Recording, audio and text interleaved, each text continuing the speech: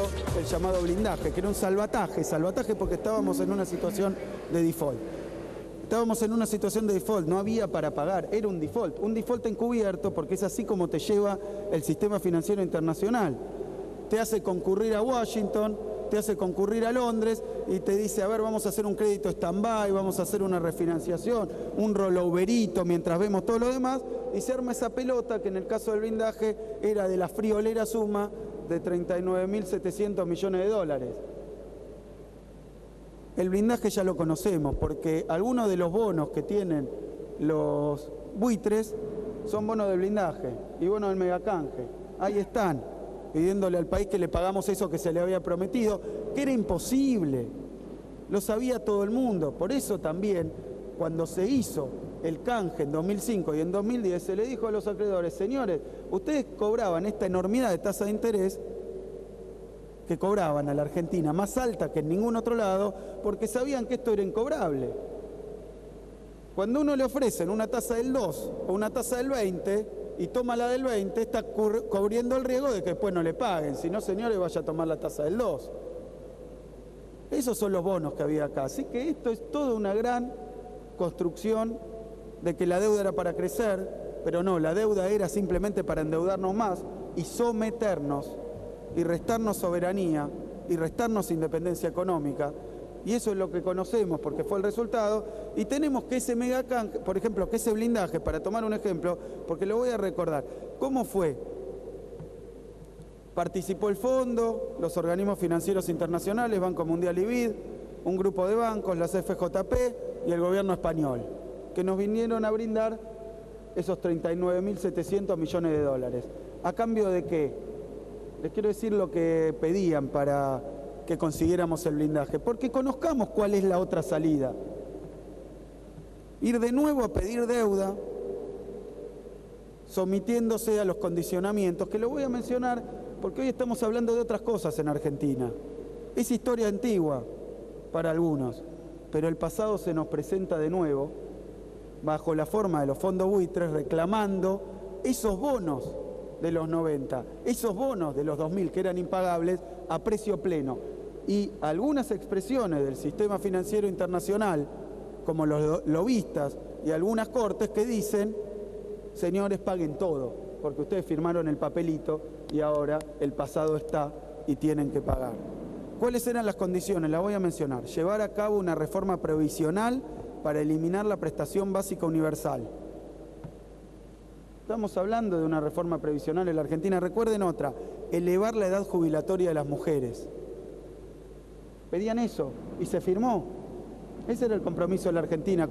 Nos salía 39.000 millones de dólares. ¿Cómo no vamos a decir que era contra el hambre del pueblo?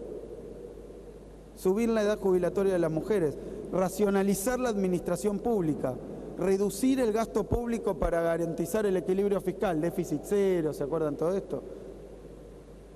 Equilibrio fiscal que nunca se alcanzaba, por otro lado.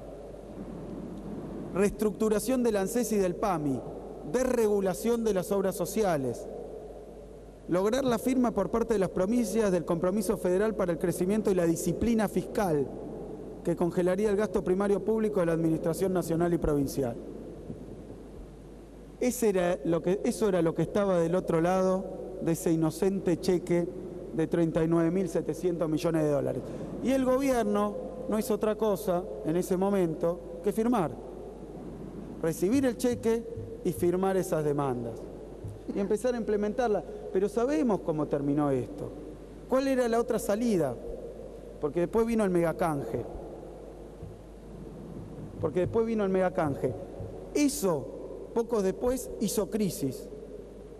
Entonces, ¿se acuerdan del nombre Mulford? David Mulford, el banquero que vino a proponerle en aquel entonces ministro Cavallo, con el Credit Suisse First Boston, junto con un banco, hacernos una propuesta sabrosísima para salir de la dificultad que era la misma, no podíamos pagar los intereses de esa pelota que se había formado. Estábamos haciendo los sacrificios fiscales, pero no alcanzaba, había que hacer más.